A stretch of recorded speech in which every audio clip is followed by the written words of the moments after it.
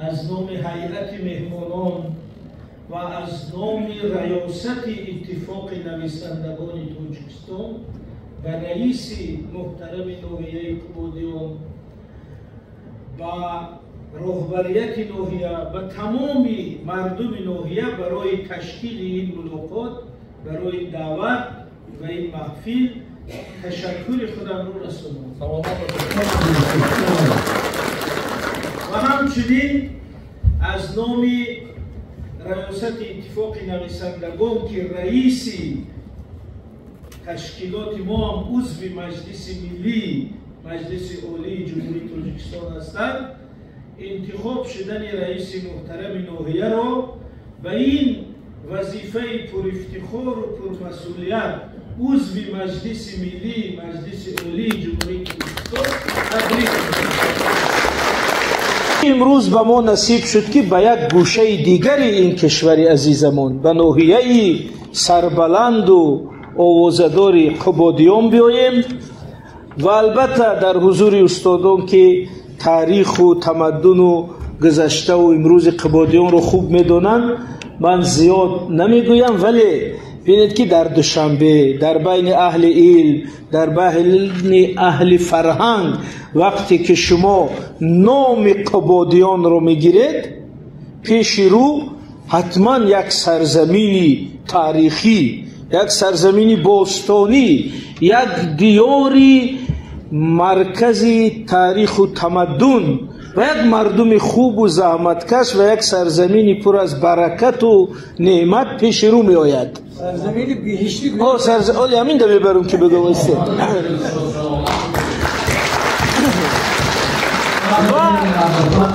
و استاد یگان جای این من یگان گپ از خودم نگویم، اگر همین دو کتابی بزرگ داریم، لغت های قدیمه، یکی غیاس اللغات، یکی برهان قاطع که لغت های معتبر فرهنگی ماست. اگر همون جمعه ورق زنید گفته است که برهان قاطع گفته است که قبادیان، یعنی قباد یعنی راستگو، یعنی عادل، یعنی مردم را گویند که از حقیقت رو نمیتابد و در بحث حق و باطل حتما جانب حق رو میگیرد. این در برهان قاطع. این در ما نگفته میره 100 سالها پیش این مؤلف گفته است، یا که در غیاس اللغات گفته است که معنای قباد یعنی عادل و برحق، یعنی کیقباد یعنی شاه عادل. ببینید پس همین مفهوم عدالت، مفهوم راستی، مفهوم پاکیزگی در نامی، در معنای لغوی این کلمه نهفته است. این خودش خیلی معنای بزرگ است. برای همین ما با همین نگاه به قبادیان آمده هستیم که بین مردمی راستین و حقیقتگو با جوهر. و البته تاریخ این سرزمین برای همه معلوم است، فقط همین افتخار کافی است که اینجا آغازی یکی از سلاله های بسیار پر افتخار تاریخ و تمدن ما قبادیان است. قبادیان یعنی قباد و جمعش یان، این سلاله است مثل سامانیان، ساسانیان، سلاله کیان که از همین کیقباد آغاز شد. و ما امروز با گفتن نام قبادیان، با یادآوری نام سلاله کیان، ما چی میگیم؟ یعنی که این منطقه یکی از ریشه های ملت و تمدن ماست. این جای است که ما با بردن نام آن انمو تاریخ 5000 ساله خود را پیش رو میاریم. زیرا اگر سلاله کیان در تاریخ ها نوشته باشد که سالهای 2500 تا میلاد باشد، این 2000 این طرف اگر جمع کنیم تقریبا 4.5-5,000 سال میشه. این منطقه‌ای که 4.5-5,000 سال تاریخی ثبت شده دارد، افسانه نه، ثبت شده. بنابراین قبادیان یک شناسنامه تاریخی ما. قبادیان جایی که با بردن نام او انمو 5000 تاریخ و تمدن بزرگی ما پیش رو میارد. نیم شاهنامه وصف همین قبادیان و قبادی است. اگر یک عزیبت شاهنامه میخونه اگر دیگر نوعیه باشه او یک کسی دیگه، ولی قبادیانی اگر شاهنامه خواند بگه که این درباره بابای من است این کتاب. این بسیار مهم است که با همین افتخار نگاه کنه. بنابراین ما با همین احترام خیلی که در همین سرود ملی حاضر صدا داد که زیدوری زمانه ها رسیده ایم، یعنی ما یک ملتی نو پیدا و نو ساخته و صنعی نیستیم. یعنی ما سال 1924 یا سال 1929 یا سال 1991 با وجود ناومدیم. ما زیدوری زمانه ها رسیده ایم. اگر کس میگه که چی دلیل داری که تو از دوری زمانه ها رسیده ای؟ من میگم قبادیان که 5000 سال پیش اینجا آغازی سلاله شاهنشاهی قبادیان بود. بنابراین قبادیان خیلی یک جایگاه دارد و ما هر کسی که فرهنگ و اصالت و تمدن و ارزش‌های ملی را میشناسد قبادیان رو همین خیلی نگاه میکنیم. این یک. دیگر این که ما چون از نام اتفاق نویسندگانیم هیچ ناگفته نمیتونیم که اینجا سرزمینی یکی از حکیمان بزرگ، یکی از شاعران بزرگ، یکی از فیلسوفان بزرگ ملی ما حکیم ناصر خسرو است. ناصر خسرو قبادیانی. ببینید همین در تمام ادبیات جهان با همین نام میشه. ما ناصر خسرو گفته عادت کردیم، ولی در خود دیوانهای دستخطش نامش است ناصر خسرو قبادیانی. یعنی که همین نام 1000 سال ای برده شده است. همچنین افتخار و ناصر خسرو در بین تمام بزرگان ادبیات فارس و تاجیک و چند چیز فرق میکند که من میخوام که همین جوانان قبادیان، فرزندان قبادیان، نسل جوان قبادیان همو خصوصیت های ناصر خسرو رو درست شناخته در تربیه خود از او پیروی کنند. یکی اینکه در بین همه ادیبان ما ناصر خسرو ادیب عقلگراست، یعنی که در مرکز تعلیمات ناصر خسرو خرافات یا باوران بلکه عقل ایستاده است. بنابراین در بین همه ادیبان ما میگیم ناصر خسرو ادیب عقلگرا. حتی ناصر خسرو بسیار همی شعرهایی که ما درباره عشق و گل و بلبل و شمع و پروانه و منعسه میگه مردک او شاعر شدی عقل فراموش نکن.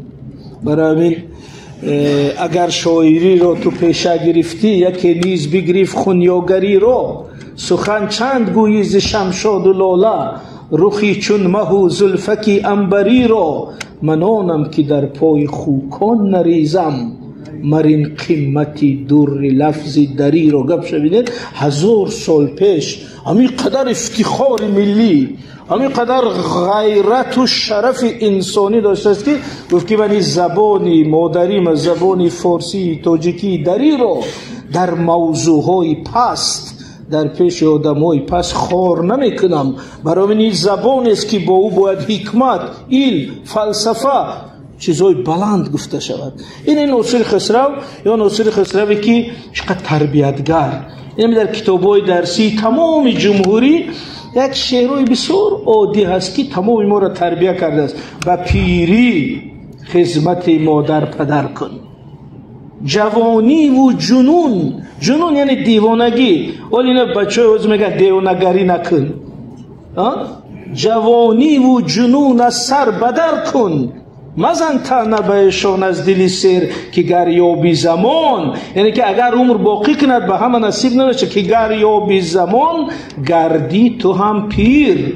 چو پرورده است مادر در کنارت، پدر بود سالها تیمار دارد. من بینید تمام ملت ما با همین سخنهای ناصر خسرو تربیت شده است و این ادیبی تربیتگر. برای تربیه ما هیچ نیاز نداریم جاهای دیگر رویم، خود همین ناصر خسرو یک کانسپت تربیه یا که چقدر فکرهای اجتماعی بلند. باز هم کتابی درسی را پیش رو بیاریم چی بود؟